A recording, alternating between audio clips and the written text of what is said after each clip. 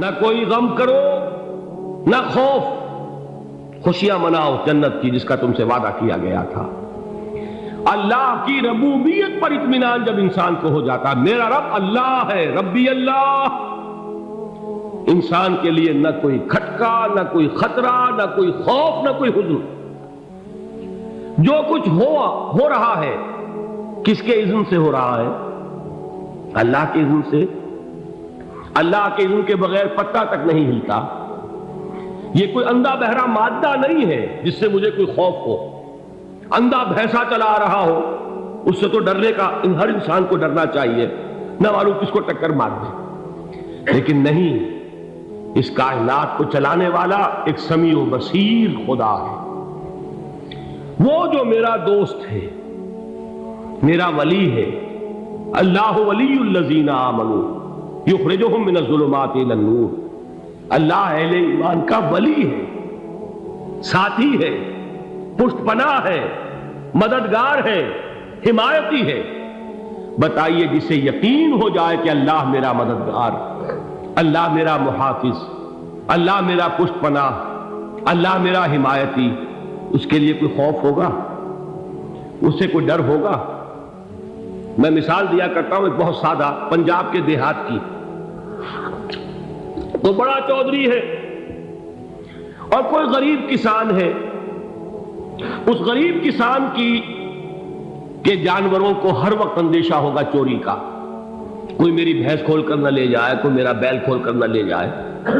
لیکن جس کے بارے میں یہ سب کو معلوم ہو کہ وہ جو بڑا چودھری ہے وہ اس کا دوست ہے، اس کی بچیا کو کوئی خوف ہوگا؟ اس کی بھینس پر کوئی ہاتھ ڈالے گا؟ اسے کوئی اندیشہ ہوگا؟ نہیں۔ کیوں؟ کہ وہ بڑا چودھری، بڑا اس کا یہاں کا سردار، جاگیردار، سب کو معلوم ہے وہ میرا دوست ہے، کوئی میرے خلاف اقدام نہیں کر سکتا۔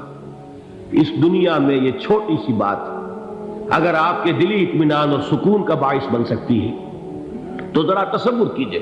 میں لفظ تصور استعمال کروں گا صرف اس لیے کہ اس کا ہم جس کو کہتے ہیں ادراک اور شعور کر نہیں سکتے، اگر کے ساتھ کر سکتے۔ اگر یقین ہو کہ اللہ میرا مددگار اور یقین ہو کہ اللہ ہر آن میرے ساتھ ہے، پھر کوئی خوف؟ کس کا خوف؟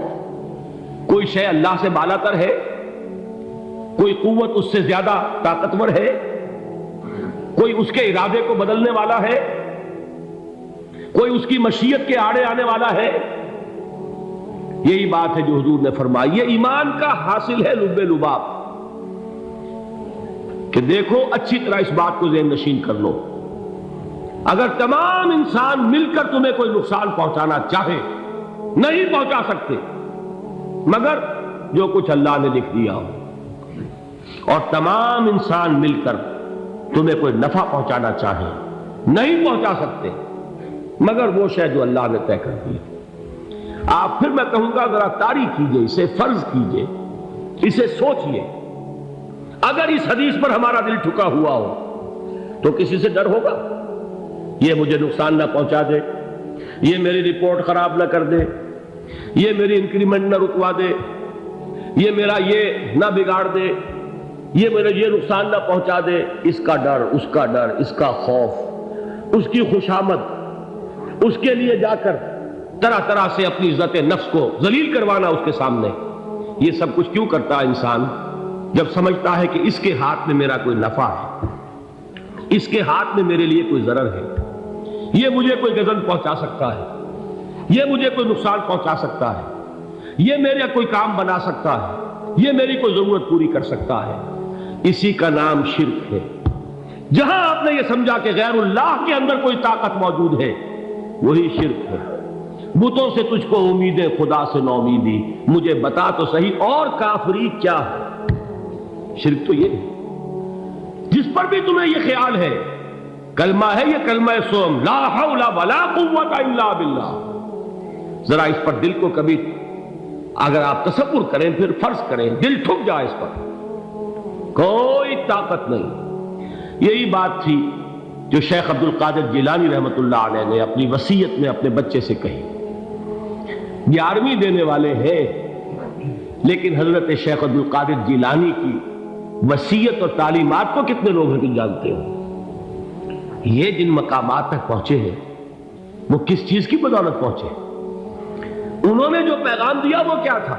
اے میرے بچے، جس طریقے سے قرآن مجید میں حضرت لقمان کی نصیحتیں جو ہے نقل کر دی گئی ہیں، میں یہ عرض کروں گا بالفرض اگر قرآن حضرت عبد القادر جیلانی کے بعد نازل ہوا ہوتا تو شیخ عبد القادر کی یہ نصیحتیں بھی قرآن میں درج ہوتی۔ اتنی اونچی نصیحتیں ہیں۔ اے میرے بچے، اس حقیقت کو ذہن نشین کر لے، لا فاعل فی الحقیقت ولا مؤثر الا اللہ۔ اس کائنات میں نہ کوئی فاعل حقیقی ہے نہ مؤثر حقیقی ہے سوائے اللہ۔ کسی شے میں کوئی تاثیر نہیں اگر اللہ نہ چاہے۔ آگ جلا نہیں سکتی اگر اللہ نہ چاہے، پانی ڈبو نہیں سکتا اگر اللہ نہ چاہے، زہر ہلاک نہیں کر سکتا اگر اللہ نہ چاہے، کوئی چیز فائدہ نہیں پہنچا سکتی اگر اللہ نہ چاہے۔ تو در در پہ کیوں سر جھکاتے ہو؟ در در پر کیوں جبیں سائی کرتے ہو؟ سب کے سامنے کیوں ہاتھ پھیلاتے ہو؟ ایک اللہ سے مانگو، ایک اللہ کے سامنے زمین پر اپنی جبین رکھو۔ لا فاعل فی الحقیقت ولا مؤثر الا اللہ۔ نظر آتا ہے ہمیں کہ پانی پیاس بجھا دیتا ہے، پیاس بجھانے کی صلاحیت پانی میں نہیں ہے، اللہ کے اذن سے۔ کھانا بھوک مٹا دیتا ہے، بھوک مٹانے کی صلاحیت کھانے میں نہیں ہے، اذن رب میں ہے۔ دیکھیے یہی یقین تھا حضرت موسیٰ علیہ السلام کا واقعہ یاد کیجئے۔ سامنے سمندر آ گیا ہے، قوم دیکھتی ہے پیچھے کہ گرد و غبار کا طوفان ہے۔ معلوم ہوا کہ فرعون اپنے لشکر سمیت آ گیا۔ لشکر جب چلتا تھا تیز رفتاری کے ساتھ تو گرد و غبار کا جو طوفان اٹھتا تھا اس کا تصور کیجیے، اور لمحہ بلمحہ وہ قریب آ رہا ہے۔ پوری قوم نے کیا کہا؟ اے موسیٰ انا لمدرکون، اے موسیٰ ہم کو پکڑے گئے۔ قرآن مجید نے تو یہاں وہ باتیں نہیں لکھی ہیں، لیکن تورات میں یہ درج ہے کہ بنی اسرائیل جھگڑنے لگے، دست و گریبان ہو گئے موسیٰ کے ساتھ۔ موسیٰ نے یہاں مروایا لا کر، اس سے تو ہم ہی بہتر تھے، وہاں کھانے کو ملتا تھا، زندگی تو تھی، بیگار ہم کر رہے تھے، موت تو نہیں تھی۔ اب جو کچھ ہوگا اس کا تصور کرو، جس طریقے سے ہمارے ٹکڑے اڑائے جائیں گے۔ تو لڑ رہے ہیں حضرت موسیٰ علیہ السلام سے۔ یہ تورات کی تفصیل ہے، قرآن میں صرف اتنا آیا ہے، پریشان ہو کر انہوں نے کہا انا لمدرکون، موسیٰ ہم کو پکڑے گئے۔ اس وقت موسیٰ کا جواب کیا ہے؟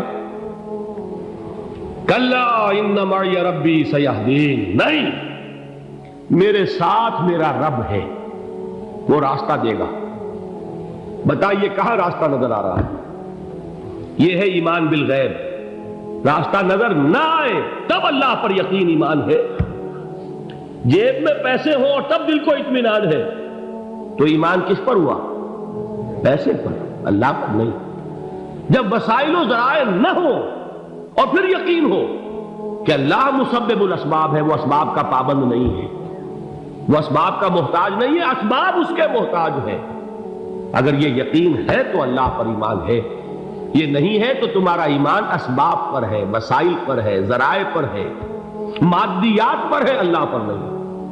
اس وقت کہاں راستہ تھا؟ کوئی راستہ تھا؟ سمندر ہے اور ادھر سے لشکر آ گیا ہے۔ کلا ان معی ربی سیہدین۔ اب دیکھیے ایمان کہہ دینا آسان ہے، ہوا معکم اینما کنتم، جہاں کہیں بھی تم ہوتے ہو اللہ تمہارے ساتھ ہوتا ہے، لیکن اس کا یقین قائم ہو جائے تو زمین و آسمان کا فرق واقع ہو جائے۔ یہی بات ہوئی حضور کے ساتھ۔ غار ہے، چھپے ہوئے ہیں محمد رسول اللہ اور آپ کے وہ یار غار ابو بکر صدیق رضی اللہ تعالی عنہ۔ اقبال نے حضرت ابو بکر کی شان میں چند اشعار کہے صرف، لیکن واقعہ یہ ہے کہ بھاری بھاری نظموں پر اور قصیدوں پر بھاری ہے، طویل ترین نظمیں اور قصیدے ہوں ان پر بھاری ہے۔ ہمتیں ابو بکر کی ہمت جو ہے، کشت ملت را چوں ابر، جیسے بارش سے کھیتی اپجتی ہے، ابو بکر کی ہمت اور عزیمت اس امت کو اسی طرح سینچنے والی ہے۔ ثانیے اسلام و غار و بدر و قبر، وہ دوسرے تھے اسلام میں، دوسرے پہلے کون تھے؟ انا اول المومنین، حضور فرماتے سب سے پہلا ایمان لانے والا میں، دوسرے ابو بکر۔ ویسے ہمارے ہاں یہ چلتا ہے اختلاف، حضرت علی پہلے ہیں کہ حضرت ابو بکر پہلے ہیں، لیکن اس میں بڑی خوبصورت تطبیق قائم کی ہے علماء نے، اور بہت صحیح ہے۔ چار کے بارے میں فیصلہ ہی مت کرو کہ کون پہلے، ان کی ایک عجیب تقسیم کر دی ہے۔ آزاد مردوں میں، بالغ مردوں میں سب سے پہلے ابو بکر، بچوں میں سب سے پہلے علی، خواتین میں سب سے پہلے خدیجہ، اور غلاموں میں سب سے پہلے زید بن حارثہ۔ بڑی پیاری تقسیم ہے، یہ چاروں ہی پہلے ہیں، ہر ایک کے لیے اولیت ہے۔ اور واقعہ یہ ہے کہ اگر زمانی اعتبار سے تعین ہوگا تو پہلے خدیجۃ الکبریٰ آئیں گی رضی اللہ تعالی عنہ، کسی اور سے بات کرنے کی نوبت بعد میں آ سکتی ہے، پہلے تو اہلیہ محترمہ سے بات ہوئی، آتے ہی پہلی وحی ہوئی ہے، ابھی تبلیغ کا حکم نہیں تھا۔ کس کو بتایا واقعہ؟ ابھی اپنی نبوت کی تبلیغ کا تو حکم ہی نہیں آیا، واقعہ کس کا ہے؟ وہ خدیجہ کا ہے۔ جب کہا ہے کہ خشیت علی نفسی، مجھے اپنی جان کا اندیشہ ہے، تو کیا جواب دیا خدیجہ نے رضی اللہ تعالی عنہا؟ وہ صدیقۃ الکبریٰ ہے، صدیقات جو ہے خواتین ان میں چوٹی پر خدیجۃ الکبریٰ ہے رضی اللہ تعالی عنہا، اور صدیق جو مرد ہیں ان میں صدیق اکبر ہے ابو بکر صدیق رضی اللہ تعالی عنہ، لیکن صدیقات میں چوٹی پر۔ جب حضور نے فرمایا خشیت علی نفسی، کیا فرمایا، کیا عرض کیا، کیسے تسلی دی؟ نہیں نہیں، اللہ آپ کو ضائع نہیں کرے گا، آپ غریبوں کے ہمدرد ہیں، آپ مساکین کے تکالیف رفع کرنے والے ہیں، آپ بیواؤں کی سرپرستی کرتے ہیں، آپ مسافروں کی خدمت کرتے ہیں، اللہ آپ کو ضائع نہیں کرے گا۔ یہ یقین ہے اس خاتون کے اندر۔ خیر وہ ایک علیحدہ بات ہو جائے گی۔ میرے دل پر حضرت خدیجہ رضی اللہ تعالیٰ عنہ کی شخصیت کا بڑا گہرا نقش ہے، جو وہ کوئی اور ہی وقت اور موقع ہوا تو بیان ہوگا۔ بہرحال اقبال نے ایک مصرے میں جو چار اولیتیں جمع کر دی ہیں، ہمتیں او کشت امت را چو ابر، ثانی اسلام و غار و بدر و قبر۔ اسلام میں حضور کے بعد پہلے کون؟ ابو بکر۔ غار میں حضور کے ساتھ کون؟ ابو بکر۔ بدر کی رات اللہ کا رسول سربسجود وہ جھاڑ، وہ گھاس پھوس کی جو جھوپڑی بنائی گئی تھی، اور وہاں تلوار ننگی لے کر پہرا دینے والا کون؟ ابو بکر۔ اور اس حجرہ عائشہ میں محمد کے بعد سب سے پہلے دفن ہونے والا کون؟ ابو بکر رضی اللہ تعالی عنہ وصلی اللہ علیہ وسلم۔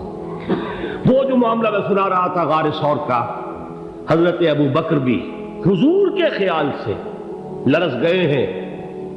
آپ کو یاد ہوگا کہ جا کر پہلے تمام جتنے سوراخ تھے انہیں بند کیا ہے، ایک سوراخ رہ گیا تھا جس کو بند کرنے کے لیے کوئی کپڑا نہیں تھا، وہاں اپنی ایڑی رکھی ہے، تب کہا ہے حضور سے تشریف لائیے، اور اپنے زانو پر حضور کو لٹایا ہے، اور وہاں کسی موذی جانور نے کاٹا ہے، حضور کی آنکھ لگ گئی تھی، اس وقت اس بل کے اندر جو بھی بچھو ہے کیا ہے واللہ عالم، اس نے کاٹا ہے، اس کی تکلیف کی وجہ سے ابو بکر کی آنکھوں سے آنسو ٹپک گئے، حضور کے چہرے مبارک پر پڑے ہیں، تو حضور جاگے ہیں، معاملہ کیا ہے؟ ایڑی نہیں ہٹائی وہاں سے، مبادا وہ جانور وہاں سے نکل کر محمد الرسول اللہ کو کوئی گزن پہنچا دے، ابو بکر کی ایڑی ہے، جس طرح چاہے کھا لے، ختم کر دے، جان نکل جائے تب کوئی آنچ آئے، محمد پر تو آئے، لیکن جیتے جی نہیں۔ وہ ہے ابو بکر۔ حضور کے خیال سے اس وقت حضور نے پھر اپنا لعاب دہن لگایا ہے، اور اس سے پھر آپ کی تکلیف ختم ہوئی۔ جیسے خیبر میں حضرت علی کی آنکھ دکھ رہی تھی، اس کو جو شفا حاصل ہوئی ہے وہ بھی حضور کے لعاب دہن سے ہوئی۔ تو بہرحال اس وقت انہوں نے کہا ہے کہ اے نبی یا رسول اللہ، اگر اس وقت ان میں سے کسی نے غیر ارادی طور پر بھی اپنے قدموں کی طرف جھانک لیا تو پکڑے جائیں گے، کیا جواب تھا اللہ کے رسول کا؟ لا تحزن ان اللہ معنا، اللہ ہمارے ساتھ ہے، کیوں گھبراتے ہو ابو بکر؟ یہ ہے ایمان باللہ، میرا مالک اللہ، میرا رازق اللہ، میرا محافظ اللہ، میرا مددگار اللہ، میرا پشت پناہ اللہ، میرا دوست اللہ۔